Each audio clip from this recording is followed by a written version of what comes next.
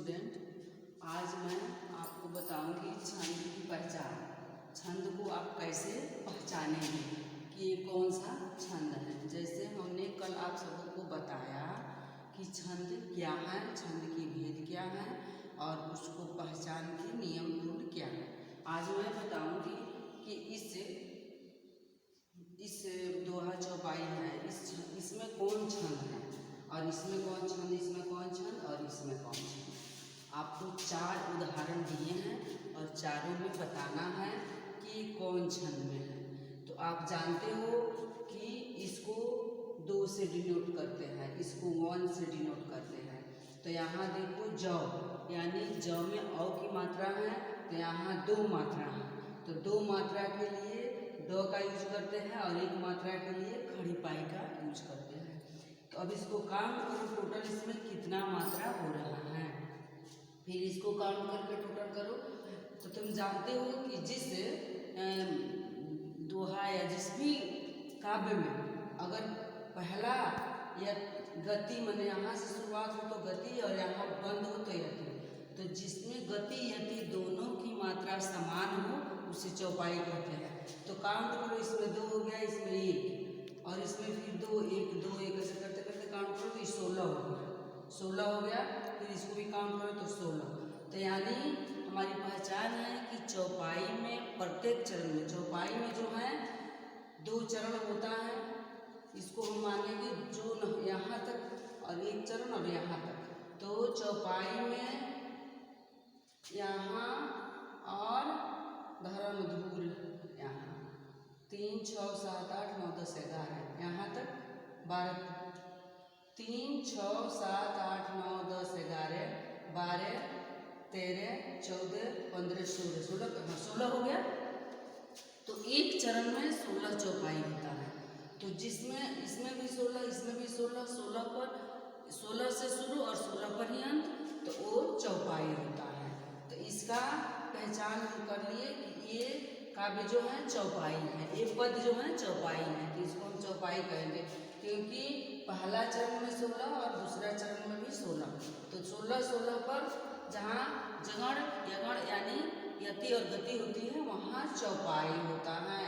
तो इस पद को हम चौपाई कहेंगे। अब इस पद को हम पहचाने कि इसमें हम इसको क्या कहेंगे, ये कौन सा छंद में है, ये कौन सा। तो ये हम समझ गए कि पहला वाला जो है चौपाई छंद है क्योंकि इसमें 16 16 मात्रा है और 16 मात्रा पर ही यति गति होता है। अब इसमें हमको पहचानना है कि इस पद में कौन सा छंद है, ये पद अपने अंदर कौन सा छंद को रखता है। तो इसमें काउंट करो, इसमें मो यानी इसमें 2 मात्रा है, तो ऐसे चिन्ह देंगे डका।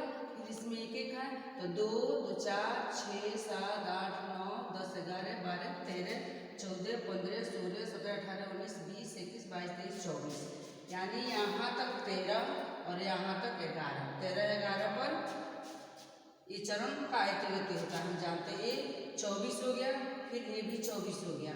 तो जिस चरण में एक चरण, इसको 1 चरण, इसको 2, इसको 1 इसको 2 2 2 यानी 4 चरण हो तो पहला में और तीसरा में कितना हो, 13 13 मात्रा हो पहला चरण में और तीसरा चरण में 1 2 3 4 चरण हो। तो 4 चरण में पहला चरण में 13 और चौथा चरण में 13, फिर दूसरा चरण में 11 और चौथा चरण में 11। तो 13 11 24 13 11 24, यानी जहाँ 24 मात्राएं हो एक चरण में, यानी विषम छंद है, इसमें समान नहीं है। और चौपाई जो है सम छंद है, इसमें बराबर बराबर क्या मिलेगा, मात्रा मिलेगा, और इसमें विषम मात्रा मिलेगा। चूँकि एक चरण में 13 और एक चरण में 11, तो 13 और 11 विषम मात्रा हो गया, तो इसको हम विषम मात्रिक छंद कहेंगे। तो जहाँ 13 11 13 एक चरण में 13, चौथे चरण में 13, दूसरे चरण में 11 और तीसरे चरण में पहला में तीसरा में 13 13 और दूसरा चौथा में 11 11 मात्रा है, यानी दोनों में 24 24 मात्रा है। तो इसका मतलब ये दोहा हो गया, ये दोहा हो गया। अब इसको पहचानेंगे इसमें कौन सा छंद है। तो इसमें हम काउंट करेंगे, तो इसको पहचान करेंगे किसके आधार पर, मात्रा के आधार पर। तो ये राम यहाँ दिया है पहला दोहा, जो न हो तो जग जन्म भरत को सकल धर्म धुर धरणी भरत करके साबित कर दिए कि ये चौपाई है।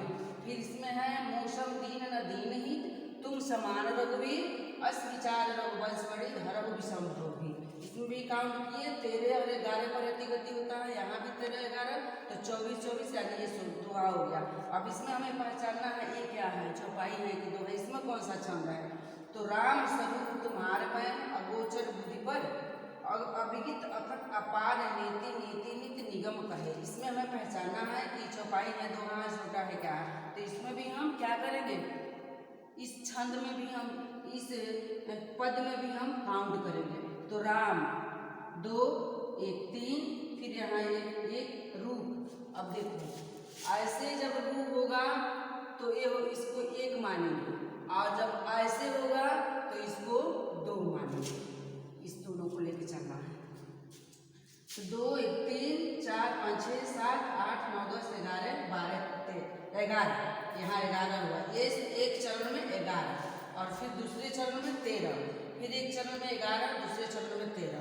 यानी पहला चरण में और चौथा चरण में 11 11 हो, और दूसरा चरण और चौथा चरण, पहला तीसरा में कितना हो 11 11, और दूसरा चौथा में 13 13 पर हो। तो जिसमें 11 13 11 13 की मात्रा जुड़े तो उसको हम चौथा कहते हैं। तो इसमें 11, एक चरण में 11, दूसरे चरण में 13। अब इसको भी काउंट कर लीजिए, इसमें 11 काउंट करके देख लीजिए, इसमें देखिए कितना आ रहा है। तो इसमें 1 2 3 4 5 6 7 8 9 10 11 12 13, यानी पहला और चौथा में 11 11 और दूसरा और चौथा में 13 13 मात्रा होगी, तो ये चौथा हो गया। इसको हम चौथा कहेंगे। जिसमें सम मात्री को बराबर मात्रा हो उसे चौपाई, जिस विषम मात्री को और 13 11 पर चले यानी 13 और 11 13 और 11 तो दोहा हो गया। अगर 11 13 11 13 मात्रा चले तो वो चौथा हो गया। अब आइए हम दिखाते हैं आपको कुंडलिया। तो कुंडलिया में हमें ये चीज़ पढ़ना है कि कुंडलिया का पहला यानी यहाँ एक चरण और एक दोनों मिला के एक चरण और एक हो गया आपको दोहा।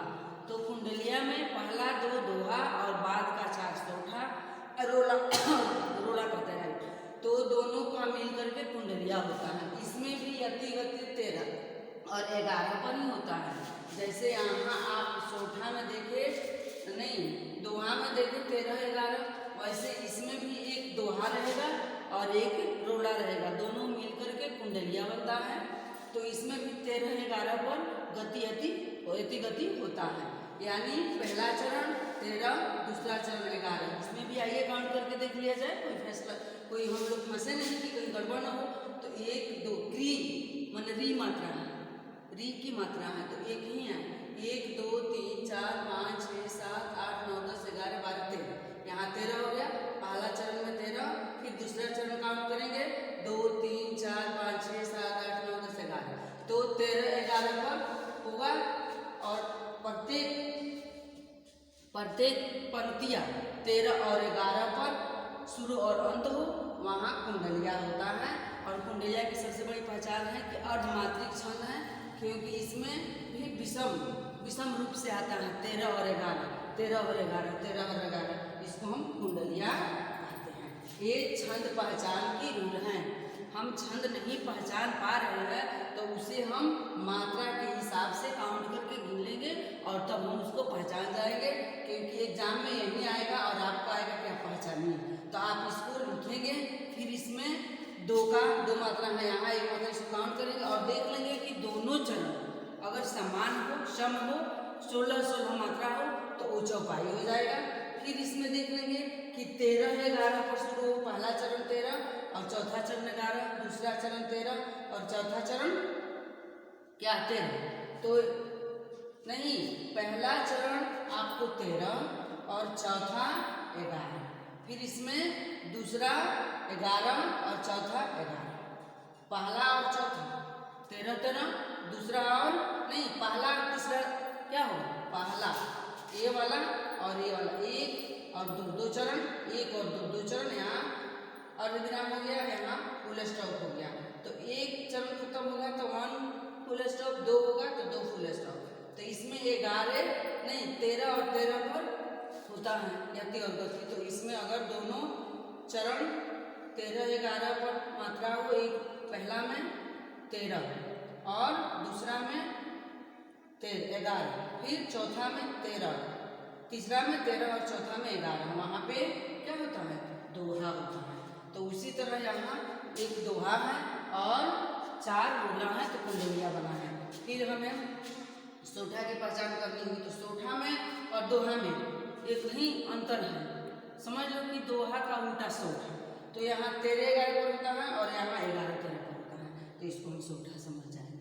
ये छंद की पहचानने की रूल है और हमें इस दोनों चीज़ को याद रखना है कि इसको 2 मानेंगे, इसको 1 मानेंगे। जिसमें 2 मात्रा हो वहाँ ड लगाएंगे, जिसमें 1 हो वहाँ 1 लगाएंगे। और इसी को जगड़ और तगड़ भी कहेंगे। इसको जगड़, इसको तगड़, या इस जो शुरू होता है यति और गति। और कुंडलिया में एक बात और ध्यान देने को है कि जिस शब्द से शुरू होता है फिर उसी शब्द में इसका अंत भी होता है। तो कीर्तधन, कीर्तधन से शुरू हुआ, कीर्तघन कतहु न मानहि, और फिर यहाँ अंत भी होता है मित्र शत्रु न एक दाम के लालच कीर्तघन। यहाँ भी अंत भी कीर्तघन और शुरू भी कीर्तघन। लेकिन इसका गति 13 और 11 पर 24 24 24 24 होगा। एक कुंडलिया होता है। और कुंडलिया में सबसे बड़ी पहचान है कि पहला दोहा और लास्ट वाला रोला होता है और दोनों की गति 13 और 11 पर होता है। 13 11, पहला चरण 13 और दूसरा वाला 11, पहला 13 दूसरा 11, ऐसे करके 24 24 मात्राएं बनता है। और एक सबसे बड़ी पहचान ये है कि पहला शब्द और लास्ट वाला शब्द दोनों एक होता है, तो वहाँ कुंडलिया होता है। एक और है आपको सोठा और छप्पर और रोला। रोला भी आप पढ़ चुके। तो आप लगभग 5-6 छंद होता है जिसमें आप 4 ही में लेके चलिए, चौपाई, दोहा, सोठा, कुंडलिया। इसी चारों से एग्जाम में आएगा। छप्पर बहुत कम आता है क्योंकि वो 16 पंक्तियाँ होता है, उसमें यति गति इसी अनुसार होता है जो कल बता दिए थे। अब आप इसमें अगर कहीं भी कोई मिस्टेक करें, कहीं भूल हो, तो आप तुरंत कमेंट बॉक्स में कमेंट करें। मैं फिर अगेन रिपीट करूँगी। Thank you.